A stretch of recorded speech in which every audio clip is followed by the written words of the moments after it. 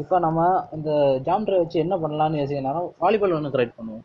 முதல்ல standard ஃபிலோமீட்டர்ஸுக்கு extend ஃபிலோமீட்டர்ஸுக்கு வந்துடுங்க. Hand run ஒன்று இருக்கும், அதை செலக்ட் பண்ணி ட்ராக் பண்ணிடுங்க. அதுக்கப்புறம் பார்த்தோம்னா கியூப் ஆஃப் டாக்ஸ் ஐக்கான்னு இருக்கும். அந்த ஃபேமிலி பார்த்தோம்ல, அதில் டாக்ஸ் ஐக்கானுக்கு வந்துடுங்க. இந்த ஃபுட்பாலில் பார்த்தீங்கன்னா ஒரு மாதிரி வந்து கொஞ்சம் குமல் மாதிரி வந்து கொஞ்சம், அதாவது ஒவ்வொரு செக்மெண்ட்டும் தனித்தனியாக இருந்த மாதிரி இருக்கும். அந்த ஷேப்புக்கு உங்களுக்கு கொண்டு வர வரைக்கும் இந்த ஃபேமிலி பேராமீட்டரில் பியில் கொஞ்சம் இது பண்ணுங்க. கியூவில் அதாவது எனக்கு இந்த அளவு போதும்னு தோணிட்டு உங்களுக்கு எந்த அளவு வேணும்னு நினைக்கிறீங்களோ அந்த அளவு கொண்டு வந்துடுங்க. கொண்டு வந்துட்டு எடிட்டபிள் பாலி விடுங்க. கொடுத்ததுக்கப்புறம் நம்ம இப்போ பார்த்தீங்கன்னா எட்ஜ் இருக்கும். எட்ஜ் அப்படியே செலக்ட் பண்ணுங்க. ஃபுல் செலக்ட் பண்ணிட்டு இதை நம்ம ஸ்ப்ளிட் பண்ண போகிறோம். ஸ்ப்ளிட் பண்ண என்ன வேறோம்னாங்க தனித்தனியாக பிரிச்சிடும். அதாவது பாதி தனியாக பிரிச்சிடும். பார்த்தீங்களா? இப்போ நம்ம அதை செலக்ட் பண்ணி மறுபடியும் பக்கத்தில் கொண்டு போய் பாருங்க. முடியலன்னு கண்ட்ரோல் செட் விடுங்க, ஓட்டிடும். நான் இதை உங்களுக்கு காட்டணுங்கிறத தான் பண்ணேன். அதுக்கப்புறம் மொத்தமாக செலக்ட் பண்ணிட்டு பாலிகன்லாம் மொத்தமாக செலக்ட் பண்ணிட்டு நம்ம இப்போ என்ன பண்ணணும்னா அது பேர் என்னது, ரீசெலக்ட்னு ஒன்று இருக்கு பார்த்தீங்களா, இதை கொடுத்துக்கோங்க. ரீசெலக்ட்னா வேற என்னங்க, ஸ்மூத் பண்ணுறதுக்காண்டி. அதான் நம்ம மாடிஃபயர்லாம் இப்படி பார்த்தா தான் உங்களுக்கு கொஞ்சம் இன்ட்ரெஸ்ட்டாக இருக்கும். ரீசெலக்ட்னா ஸ்மூத் பண்ண, இது 4க்கு மேலே கொடுக்கலாம். கொடுத்தோம்னா சிஸ்டம் படுத்துகிறோம். உங்கள் சிஸ்டத்துக்கு 2 கொடுங்க. 2 கொடுத்தோம்னா எந்த சிஸ்டம்னாலும் ஓரளவு நிற்கும். அதுக்கப்புறம் வந்து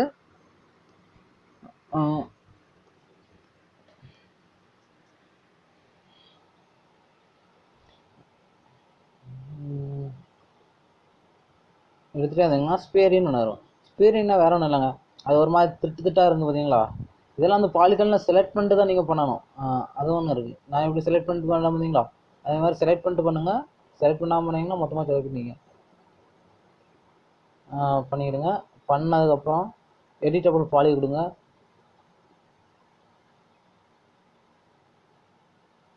பார்த்தீங்களா, அது மேலே தான் விழுந்துட்டே இருக்கும். ஏன்னா எடிட்டபிள் பாலி கொடுத்தோம்னா கீழே இருக்க அவ்வளோவே செலக்ட் ஆயிரும். நம்ம சப்போஸ் எதாவது மாடிஃபை பண்ண நினச்சாலும் முடியாது. அதனால் இந்த எடிட்டபிள் பாலி போட்டு மேலே அப்படியே வச்சுருவோம். இப்போ நான் எடிட்டபிள் பாலியில் மறுபடியும் கிளிக் பண்ணணும்னு அவ்வளோ செலக்ட் ஆகிட்டு பார்த்தீங்களா. இப்போ பெவலில் எடுத்துகிட்டு இப்போ நம்ம ஏற்கனவே செலக்ட் பண்ணி வச்சிருக்கனால உங்களுக்கு கரெக்டாக அது மட்டும் அக்யூரேட்டாக பிடிச்சிடும். இப்போ 0.5 கொடுக்குறேன் வைங்களா, கரெக்டாக அது ஒரு இது மாதிரி வந்துட்டு பார்த்தீங்களா. இப்போ -0.5 கொடுக்குறேன் சரிங்களா. அது எனக்கு ரொம்ப இதான மாதிரி இருக்குது. நான் கொஞ்சம் குறைச்சிடுறேன் 0.4. ஏன்னா இது உங்களுக்கு அப்படியே செலக்ட் ஆகி இருக்கிறதுனால உங்களுக்கு அந்த இதுக்கு ஸ்டார்டிங்கில் இருந்து பார்த்தீங்கன்னா நம்ம ஒவ்வொரு சின்ன ஃபுட்பாலுக்கு ஏற்ற மாதிரி செலக்ட் பண்ணி வச்சிருந்தோமே, அதை மட்டும் அப்படியே கேப்சர் பண்ணியிருந்தனால தான் நம்ம இந்த பெவல் கொடுத்தோம்னா அது மட்டும் தனியாக வந்து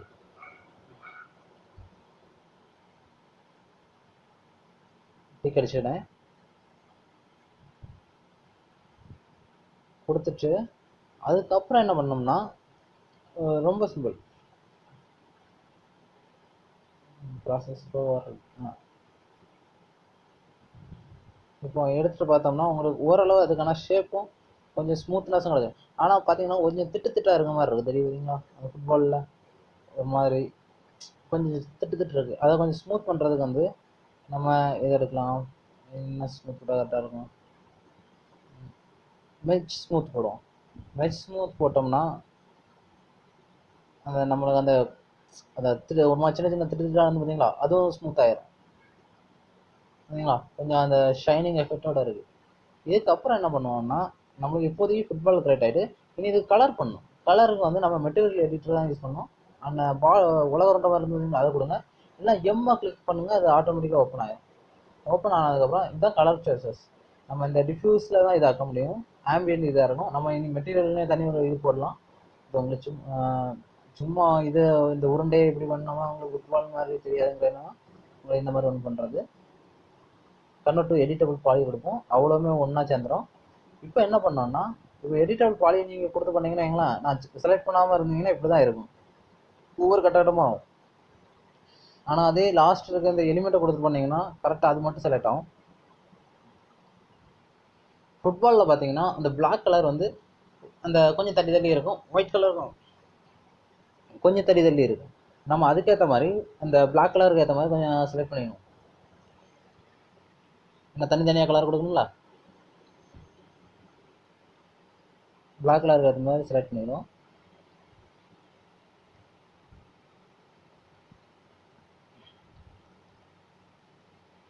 முதல்ல ஒழுங்காக நல்லா பண்ணணும்லாம் அவசியம் இல்லைங்க, அப்போ தான் வரும், பிரச்சனையே இல்லை. போக போக தான் அது அப்படி ட்ரைனிங் வர வர தான் ஆட்டோமேட்டிக்காக அது பழகும்.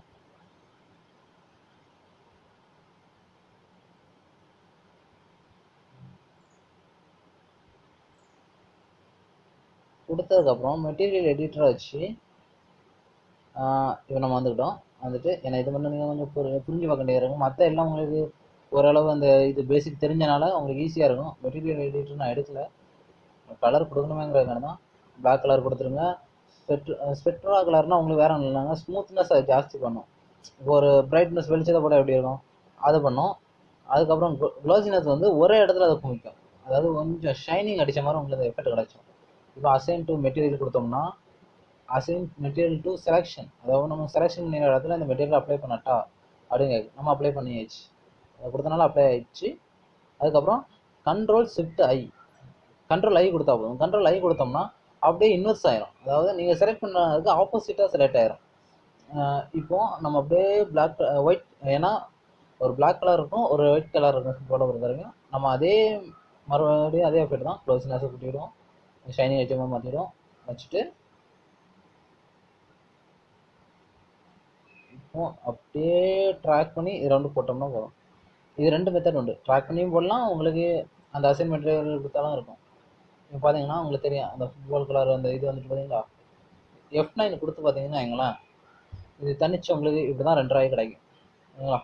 இனி இது கலர் கரெக்ஷன்லாம் பண்ணி எடுத்து வரனால ஃபுட்பால் மாதிரியே இருக்கும். இதெல்லாம் டெம்பரரி ஃபைல் தான், இதோட பெஸ்ட் ஆப்ஷன்லாம் இனி வர இருக்கும். ஃபஸ்ட்டே பெருசாக பண்ணணும்னு நினைக்கக்கூடாது சரிங்களா. ஃபுட்பால் எப்படி வந்துருக்குங்களா, இதில் நம்ம எடிட் பண்ணி என்ன இல்லாமல் பண்ணிடலாம்.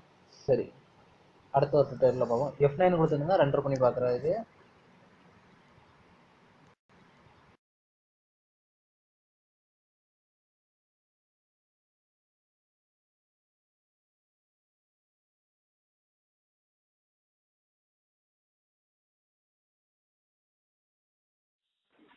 இது உங்களுக்கு கண்டிப்பாக யூஸ்ஃபுல்லான ஒரு இதாக இருந்திருக்கானே. மேலும் இந்த மாதிரி தெரியணும்னா சப்ஸ்கிரைப் பண்ணிடுங்க. இது பிடிச்சிருந்ததுன்னா லைக் பண்ணுங்கள், கமெண்ட் பண்ணுங்கள், சப்ஸ்கிரைப் பண்ணுங்கள்.